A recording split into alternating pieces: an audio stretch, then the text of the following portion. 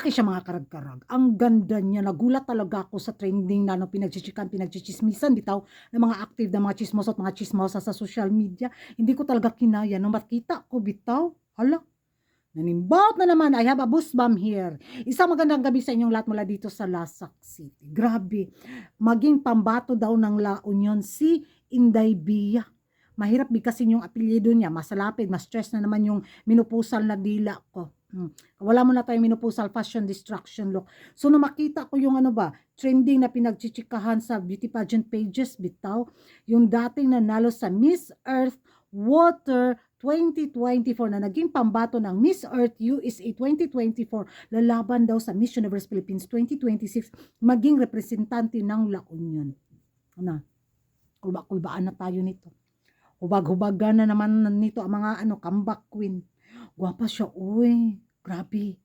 Nung narinig ko bitaw yung niya, communication skills niya, tapos ang tangkad 5'11 yung height. Oh. Wala na. Atrasa na yung magiging eksena nito. Watch this. I just moved here 2 months ago, and it's been a really fantastic opportunity to continue my advocacy work. Last year in the intelligence round, I mentioned that advocacy is not a trend, it's a lifestyle for me and will extend far past the crown. So now I've actually been working in strategic communications for various nonprofits and social impact organizations all around the world for my career, as well as pursuing some modeling, because I think Filipino fashion and creativity is such an untapped potential here, and I'm really lucky to be part of showcasing that Filipino talent. Wala na, human ang laban. Tapos ng laban, pagsasabak talaga ang merlat na to sa Miss Universe Philippines 2026 na maging pambato ng La Union. Wala, may top 3 na tayo nito. Si Pampanga, si La Union, si Taguig, or si Cebu. O, di ba? Pastilan. Kawawa naman yung mga ibang kandidata. Di ba? Kasi sa nabalitaan ko, umatras yata si Miss Universe Philippines Benguet. Oh. So maraming kaahaka bitaw kaya daw umatras kasi nga kulang ng suporta, tapos parang naman daw imposibleng manalo sa corona kasi nga sa dami na malalakas na mga comeback queen at mga baguhan na mga kandidata, parang imposible daw makausad ang Benguet sa Miss Universe Philippines 2026. Kaya mas mabuti na lang daw na umatras yung pambato nila kasi nagpalabas siya ng pinakahaba-habang orasyon.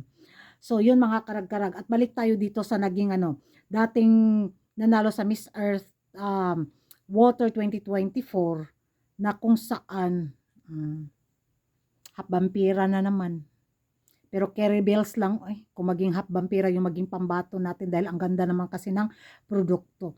So, ako yung na-stress sa kaganapan ngayon sa Miss Universe Philippines 2026 kung uusad sa laban itong si La Union, kung sakaling magko-confirm nga, dahil pastilan.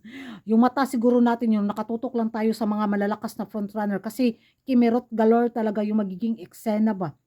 Abang tayo kung sino yung magsirkubalintong bitaw sa darating na finale, sa preliminary. Tapos lamunan ng mikropono sa Miss Universe Philippines 2026. Ay, pastilan. Wala ma-stress yung pagka-chismosa ko nito mga karag-karag. Grabe. Gwapa kay siya, no? Grabe yung mukha niya ba? Yung pagka-mix niya, pagiging Ilocana at half-vampirang makasana ulta. Nay! Wala na. Kung hindi ito tutuloy, nako, I still go for Pampanga. Tapos Taguig. Tapos kukuha ako sa Cebu. Pero kung tutuloy itong si, Bia, ay nako. Pampanga, Bia, tapos Taguig. Tapos Cebu. Tapos yung mga baguhang mga mukha, mga pastilan. Maka-stress man Bakit kasi sila nagsabay-sabay?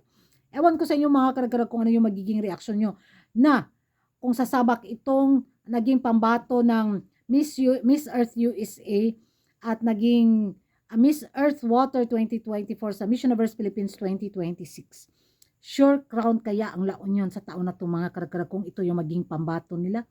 Magingay tayo sa comment section at kung hindi ka pa nakapag-subscribe sa YouTube channel ko, don't forget to like and subscribe Karag and hit the notification bell para updated kayo sa mga latest kaganapan at late na intriga sa mundo ng beauty pageant. And thank you for watching. See you in my next vlog. Bye-bye!